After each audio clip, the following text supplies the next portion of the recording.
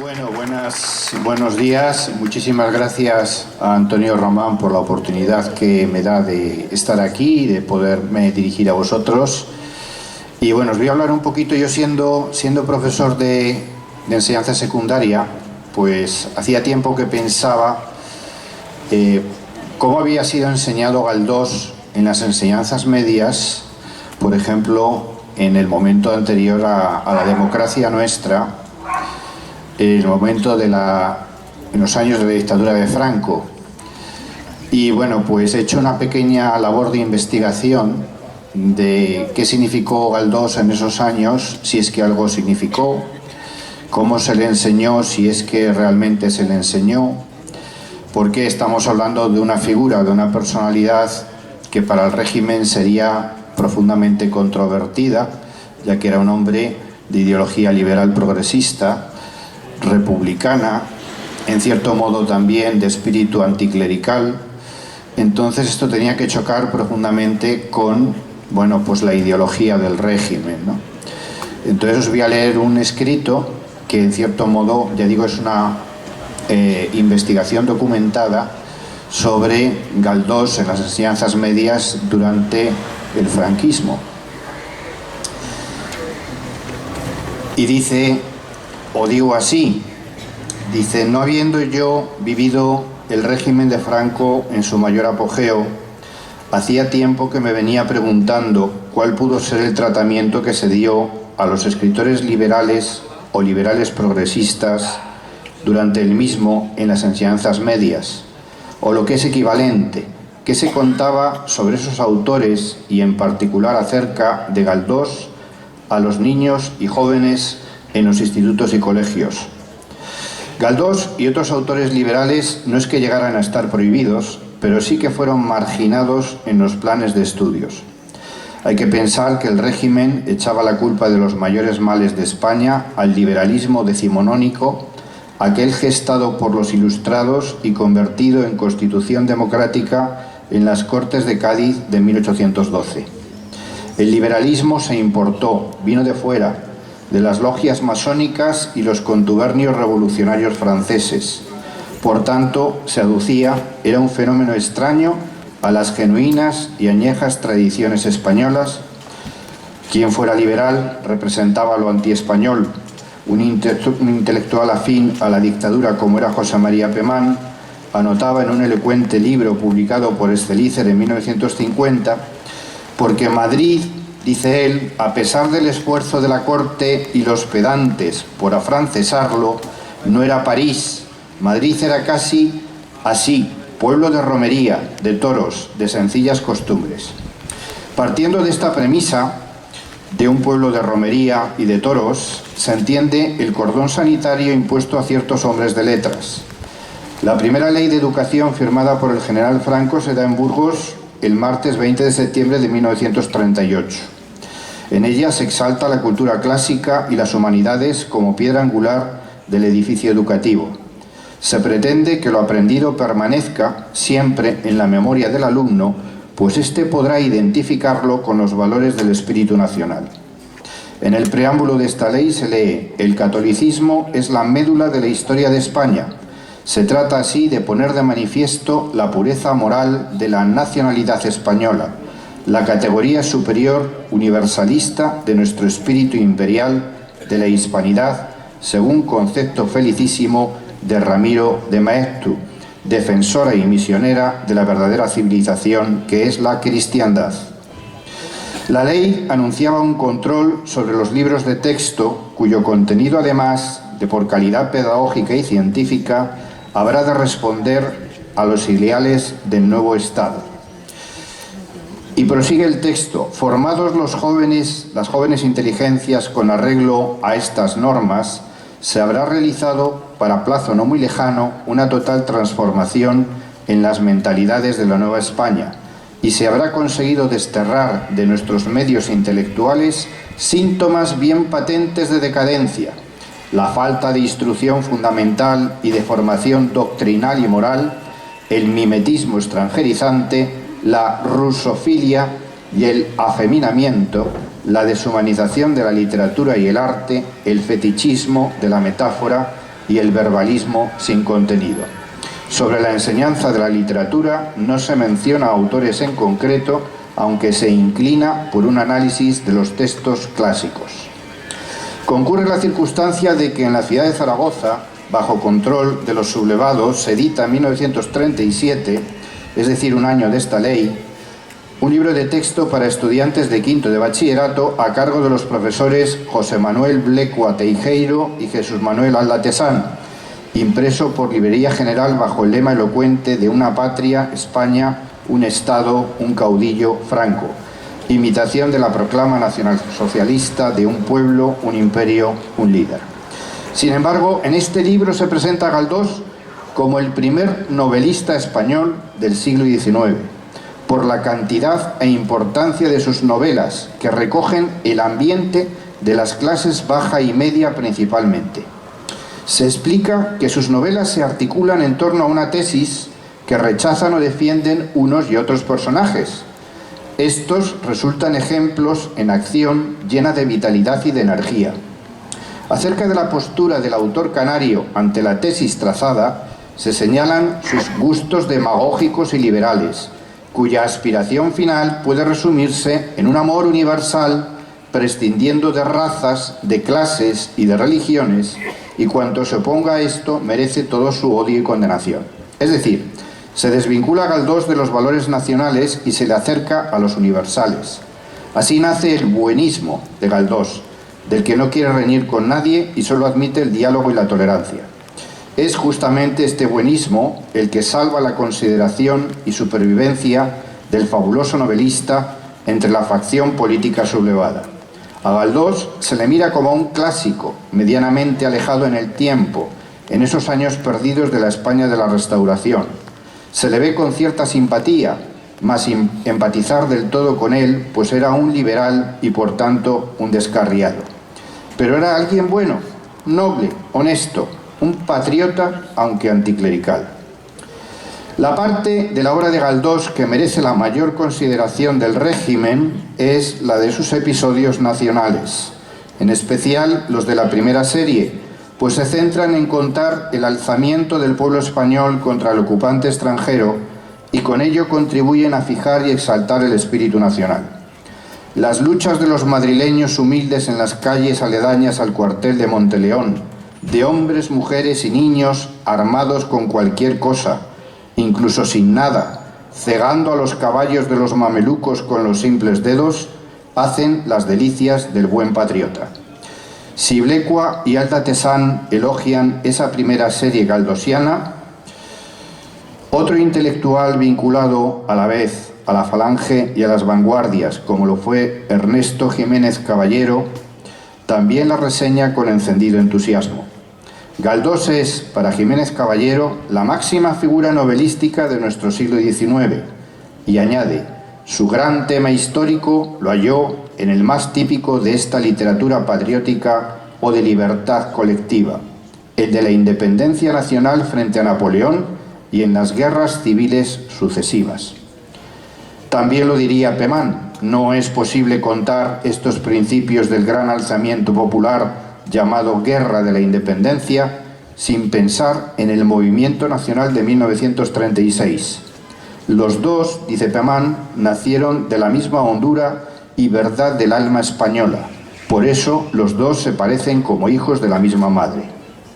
El llamado movimiento nacional se propuso extirpar del suelo patrio todo lo extraño y extranjerizante, justamente igual que el levantamiento del pueblo de Madrid contra el enemigo francés. La equivalencia es obvia, por tanto, el aprovechamiento histórico resultó pingüe y obligado. Galdós se salvó así por su buenismo y por su recreación de la Guerra de la Independencia. El célebre Diccionario Enciclopédico Abreviado Espasa-Calpe, de 1955, se deshace en cumplidos al novelista canario. Allí leemos, entre los restauradores de la novela española es el más fecundo, el de más rica inventiva, el creador de mayor número de individualidades y el más complejo y grande, pues aunque acusó el influjo de Balzac, Dickens, Zola, Tolstoy e Ibsen, se inspiró tan hondamente en la realidad española y de modo tan completo su técnica en el realismo nacional, que aparece no solo como novelista épico, sino como genuino escritor de raza. Esta entrada del diccionario Espasa no solo sitúa a Galdós donde debe estar, sino que lo asimila a un escritor patriótico, a un verdadero adalid del españolismo. Alguien únicamente naturalista y anticlerical como Clarín no podía correr la misma suerte positiva. Blecua y Aldatesán apenas lo mencionan y no tratan para nada su obra cumbre, La Regenta. Igual se comporta con este autor zamorano, Jiménez Caballero, que lo tilda de naturalista al modo de Flaubert, sin más. Sigamos con las leyes. El 26 de febrero de 1953, años 50, se firma la Ley sobre Ordenación de la Enseñanza Media, con Joaquín Ruiz Jiménez como ministro de Educación Nacional. En ella se incide en un concepto sustancial importantísimo, la pedagogía. Los criterios pedagógicos, saber enseñar, acertar e inculcar conocimientos sólidos en los alumnos. En su artículo 83 y referente al bachillerato superior, dictamina: todos los alumnos serán ejercitados en la lectura y comentario de textos fundamentales de la literatura y el pensamiento, en trabajos de composición y redacción literarios. Es decir, un acercamiento de los estudiantes a fragmentos fundamentales de obras literarias, a su disección y comprensión, para que la literatura deje de ser una lista de nombres y de títulos.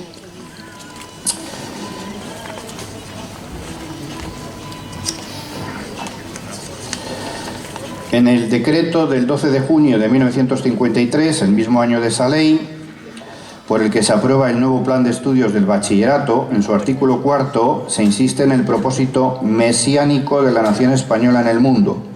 Los cuestionarios y enseñanzas de la formación del espíritu nacional se orientarán principalmente a infundir en los alumnos, desde los primeros cursos, el conocimiento de las características de la misión de España en la historia, su servicio a los altos valores de la concepción católica de la vida, la significación que sus hombres y hechos más representativos han tenido en la historia universal, la acción de España en América y el valor de la comunidad de los pueblos hispánicos y las instituciones y principios fundamentales del movimiento nacional.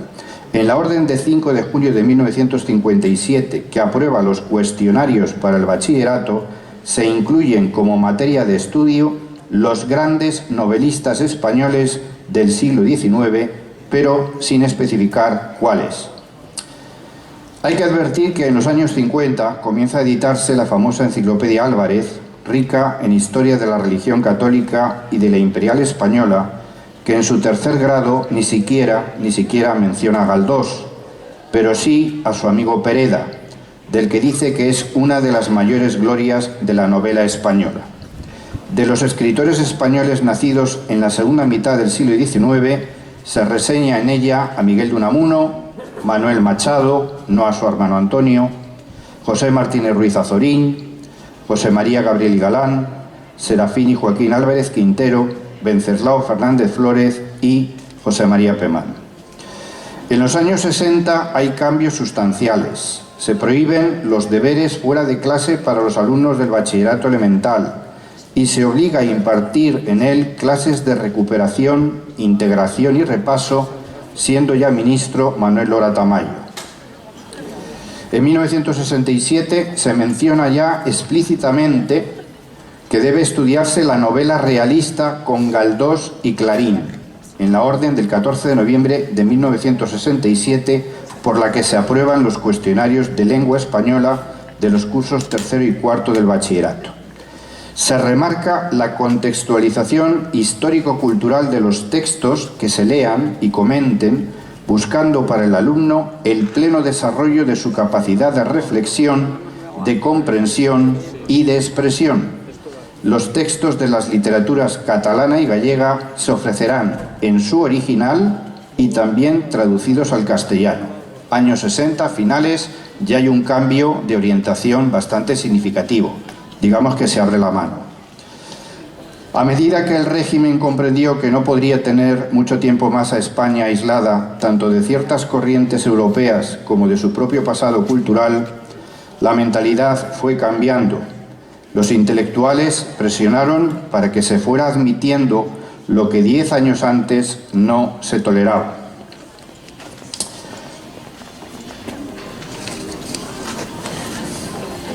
Así, el 11 de octubre de 1963, un futuro Nobel como Camilo José Cela reseña: «Don Benito es el padre de nuestra novela moderna, al menos por tal lo tengo. El implacable fustigador de la sociedad burguesa, vergonzante y claudicantemente burguesa, conservada como el escabeche en su vinagrillo, en su salsa de tópicos, escalafones y minúsculas prebendas. Don Benito fue un español medio al que remordió la conciencia para bien de todos. Don Benito en su obra hizo primores del agabarzamiento hispánico, de la cotidiana mediocridad. Fue un genio que trabajó con materia muy deleznable y ruin». Y por fin llegamos a 1970, a la Ley General de Educación y de Financiamiento de la Reforma Educativa, promovida por el ministro y abogado José Luis Villar Palasí, la ley de la EGB, del BUP y del COU. En su preámbulo, la norma propone completar la educación general con una preparación profesional que capacite para la incorporación fecunda del individuo a la vida del trabajo, ofrecer a todos la igualdad de oportunidades educativas sin más limitaciones que la de la capacidad para el estudio. Se trata, en última instancia, de construir un sistema educativo permanente no concebido como criba selectiva de los alumnos, sino capaz de desarrollar hasta el máximo la capacidad de todos y cada uno de los españoles. En la orden del 22 de marzo de 1975, por la que se regula el plan de estudios del bachillerato y el curso de orientación universitaria, se prevé que el alumno de segundo curso de bachillerato lea y comente textos realistas naturalistas, nuevas formas de exploración de la realidad, presencia de la narrativa europea, compromiso político de la literatura, atención, compromiso político de la literatura, estudio y comentario de textos pertenecientes a cada uno de los autores siguientes: Valera, Galdós y Clarín. Para el tercer curso del bachillerato se fija el estudio de una obra elegida de entre las siguientes: una novela de Galdós, que puede ser Miau, Fortunata y Jacinta o Torquemada, La Regenta de Clarín y, sorprendentemente también, por el no va más, estudio especial de Crimen y Castigo o de los hermanos Karamazov de Dostoyevsky. El régimen, en los años 70 del siglo pasado, ya agónico, reconocía entre bastidores que había otras formas de ser y de pensar que no eran las promulgadas como únicas legítimas por el movimiento vencedor en la contienda civil. Galdós y otros escritores y artistas españoles como él ya podían seguir viviendo. Gracias. Gracias, muchas gracias.